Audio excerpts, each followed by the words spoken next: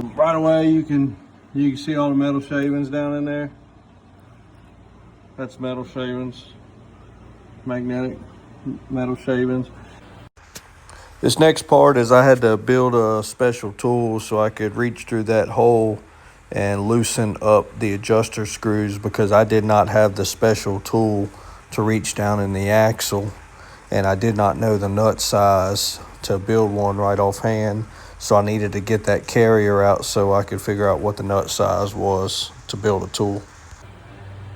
Cut the ends off. So you'll cut the ends off flat right here, and then take your grinder and grind out this back side right here to make it slide down in that slot.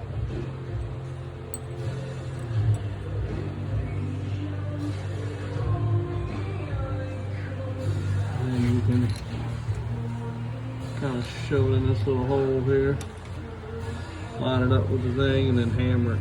And I've got it loose already. All right, I finally got the carrier out.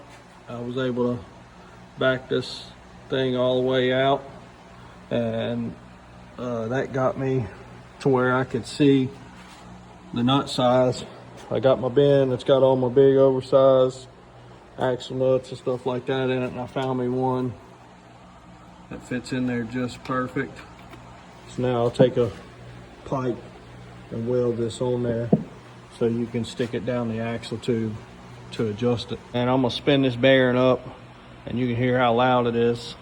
You will hear the drill too, but you'll also hear the roar in the bearing.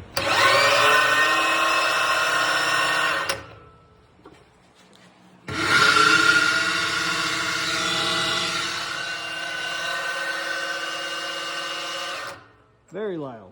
So I'm assuming is what happened. Another case of, if you see, there looks like there was some wet fluid here at one time. So when I first diagnosed this thing, when I found it was a bad pinion bearing, it was about a quart low on rear differential fluid. So I figured it was this end bearing what was going to be the issue. And you can see right here where it had been leaking before. Once we topped it off, it wasn't leaking again, so it was weird. It's like the seal sealed itself back up, but the bearing damage unfortunately was already done and it needed to be replaced. You can hear again exactly how loud this bearing is once I took the seal off.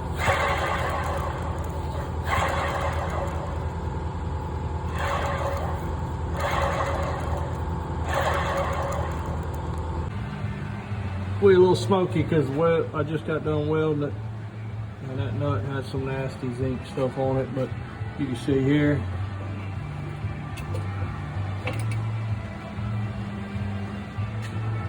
got it turning, and this is the tool. I just took a socket, old socket, welded it to one end. And I'm not trying to hide my ugly welds. I know I'm an ugly welder. I'm a fabricator. But this thing may ride against a seal sometimes, so I wanted a good smooth surface with no burrs or anything. And you may see those ugly welds on the end there. That's so it don't slip all the way through the hole. Basically, I just built a stop. That way it wouldn't go all the way through the hole. So just a tack on a couple of them. There we go.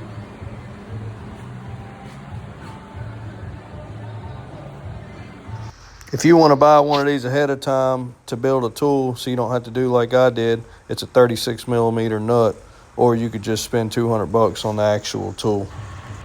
This is my contraption to beat the outer pinion bearing on. I got my crush washer in there. And I just took a 5/8 wrench with a socket, and I'll hold that pinion in there. These are just some spare 1/2-inch bolts I had, bolted it up in there.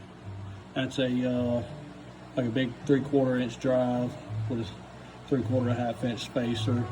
That gave me exactly what I need to beat it in. Set the pinion preload. We're about 10 right now. 10. We're shooting for 18 to 21, the book says. This is very important when you do this step, not to over tighten it.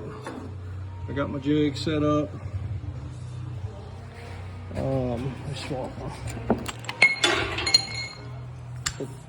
It is very easy to pass it up. Once you pass it up, you'll see how little, like where we're at right now.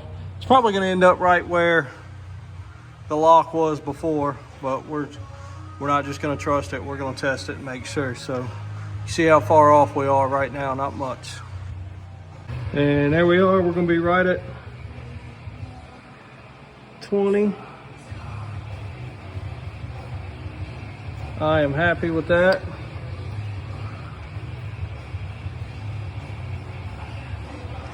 That's a new bearings. We're gonna run it, and you see what little difference it was from where we were at 10. And it doesn't line up with where it was before. So if you'd have just lined it up with where it was before, you'd have had your pinion bearing preload way too tight. They wouldn't have lasted. And that's just the difference between manufactured bearing. I mean, I know that there's a tolerance, but this is what's called tolerance stack, where even if one bearing is off 1/1000ths, both bearings is off 1/1000ths, that's 2/1000ths. Now both races are off, that's 4/1000ths. So that's the difference. That's why you always check your work.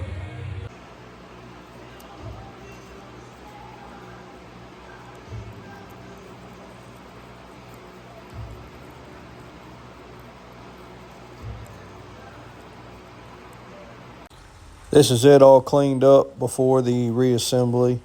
So on this one, I put inner and outer pinion bearing cones and races, new carrier bearings and races, new axle shaft bearings and seals, and of course new pinion seal.